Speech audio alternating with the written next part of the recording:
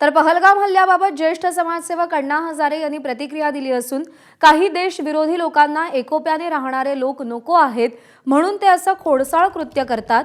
मात्र आपण त्याची चिंता करायची नाही, पण निष्पाप पर्यटकांवर हल्ला करणं हे अत्यंत दुर्दैवी असल्याचं अण्णा हजारे म्हणाले। हे पर्यटक आहेत, ते तुमच्या हिंदुस्थान पाकिस्तान यांच्यासारखे आलेले नाही, त्यांचा संबंध नाही, त्यांच्याशी संबंध लावणं हे बरोबर नाही। सगळ्यात महत्त्वाचं, सिंधू नदीचं पाणी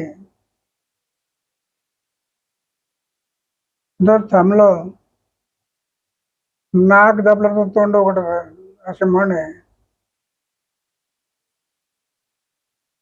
हे नाक जर दाबलं तर तोंड आपोआप उघडेल, म्हणून ही कृती करणं गरजेचं आहे। एबीपी माझा, उघडा डोळे बघा नीट।